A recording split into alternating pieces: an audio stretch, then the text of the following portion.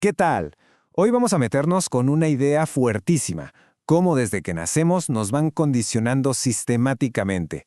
Y lo más importante, claro, es cómo podemos desarmar toda esa programación para recuperar nuestro estado original, un estado de autenticidad, de lucidez. A ver, arranquemos con esta premisa que es la base de todo. El punto de partida es que no llegamos a este mundo con defectos de fábrica.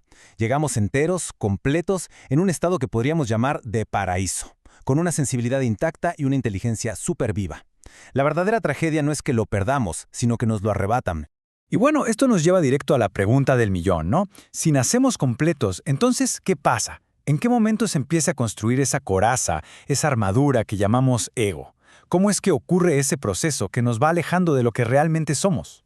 Y justo de eso vamos a hablar en esta primera parte, de cómo nuestra integridad, esa con la que nacemos, es desmantelada pieza por pieza. Y ojo, no es que sea un accidente, es un proceso, uno que la cultura necesita para poder mantenerse a flote. Miren, esta metáfora es buenísima para entenderlo.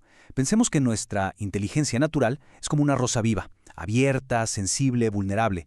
Pero ¿qué es lo que premia a la sociedad? No la vulnerabilidad, sino la dureza, lo funcional. Y entonces nos presiona para convertirnos en una roca útil, cerrados, duros, insensibles, pero eso sí, listos para la batalla de la supervivencia. Y esta transformación de rosa a roca, créanme, no pasa sino más.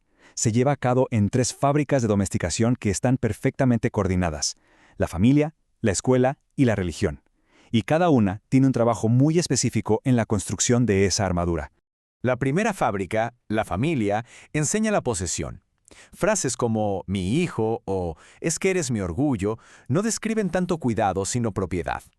El niño, poco a poco, se convierte en una extensión del ego de los padres, como un recipiente para sus miedos, sus sueños frustrados. Luego, la escuela. ¿Qué enseña en la escuela? Obediencia. El sistema le da un premio al que se sienta, calla, repite y aprueba el examen, no al que cuestiona, al que crea, al que rompe el molde. Lo que importa es repetir datos, no buscar la verdad por cuenta propia.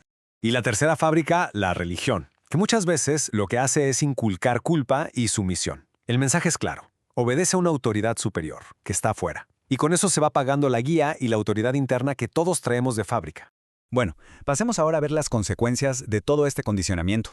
¿Qué pasa cuando vivimos bajo estas reglas? Pues que empezamos a vivir en una realidad construida, en un mapa, en lugar de experimentar el mundo como es. Aquí es súper importante entender la diferencia. El territorio es la realidad, así, directa, sin filtros. Lo que está pasando aquí y ahora. El mapa, por otro lado, es el mundo de nuestros conceptos, de lo que creemos, de nuestros juicios, nuestros recuerdos. Es la interpretación de la realidad, no la realidad misma. Y esta tabla lo explica de maravilla. Fíjense, el niño vive en el territorio, en la experiencia directa, porque pues todavía ignora el mapa. El adulto condicionado, que la verdad somos la mayoría, vive atrapado en el mapa. Ya hasta se le olvidó cómo era el territorio. Y la meta, la inocencia recuperada, es convertirse en el adulto lúcido. Alguien que vive de lleno en el territorio, pero que sabe usar el mapa como lo que es, una herramienta, no su cárcel. ¿Y quién dirige al adulto que vive en el mapa? Pues una figura que podríamos llamar el ventriloco. Es esa vocecita interna que no se calla nunca, que repite y repite los mandatos del pasado, las órdenes de la familia, la escuela, la religión. No es una voz propia, es el puro eco del condicionamiento. Y como resultado de que nos gobierne este ventríloco, pues vivimos como huérfanos psicológicos. Siempre andamos buscando padres sustitutos que nos den permiso, que nos validen, un jefe que nos apruebe, un gurú que nos diga el camino, un estado que nos proteja, o una pareja que, según esto, nos va a completar. Pero a ver, no todo está perdido. No es para resignarse. Esta sección nos da la solución práctica. O sea, cómo empezar a desconectarle el poder a ese ventríloco que traemos dentro. Aquí está la clave de todo el asunto. No podemos borrar los recuerdos ni detener los pensamientos. Y la verdad, ni falta que hace. El problema real no son los pensamientos que aparecen, sino nuestra fusión inconsciente con ellos. Creer que nosotros somos esos pensamientos. Entonces, ¿cómo se logra esta desidentificación? Con un proceso que le quita el voltaje a la memoria. Primero, simplemente ves aparecer el pensamiento, la orden, como por ejemplo, si no eres productivo no vales nada.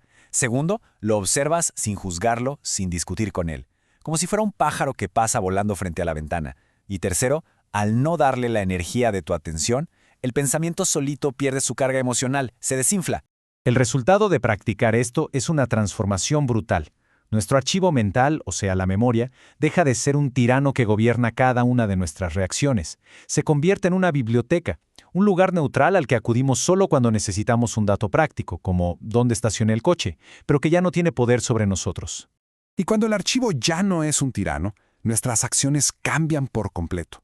Se llega a lo que se conoce como acción sin autor. Las cosas se hacen y se hacen con excelencia, pero ya no hay un yo que necesite colgarse medallas por el éxito o que se ponga a lamerse las heridas por el fracaso.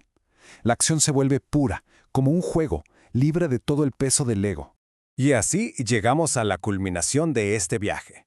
Vimos la programación y cómo desmantelarla. Ahora vamos a describir el destino, la inocencia recuperada del adulto lúcido, el regreso a casa. A ver, es importantísimo redefinir qué es la inocencia. No se trata de ser ingenuo o ignorante. La raíz latina, innocere, significa no hacer daño. La verdadera inocencia es un estado de percepción tan limpia, tan clara, que no se daña a sí misma ni a otros con juicios, con proyecciones o con defensas. Se podría decir que todo el ciclo humano se puede ver en estos tres grandes actos. Primero, el paraíso inconsciente de la niñez. Segundo, el exilio en el mapa, que es la vida del adulto condicionado que sufre por puras ficciones. Y el acto final, el retorno lúcido, volver a habitar el presente, el territorio, pero ahora con la conciencia afilada de quien ya vio la trampa. Este regreso a casa, entonces, marca el fin de la orfandad psicológica. Ya no se necesita la aprobación de una autoridad externa, porque se recupera la única autoridad legítima, la lucidez del propio organismo vivo, que ve por sí mismo en el momento presente. Es convertirse en la propia autoridad viva. Y para cerrar, esta idea final. No somos lo que nos hicieron, ni las historias que nos contamos, y definitivamente no somos esa voz que no para de hablar en la cabeza. La identidad real es algo mucho más vasto. Es la inmensidad silenciosa que se da cuenta de todo ese ruido. Y desde ese silencio, el juego de la vida, ahora sí, puede comenzar en serio.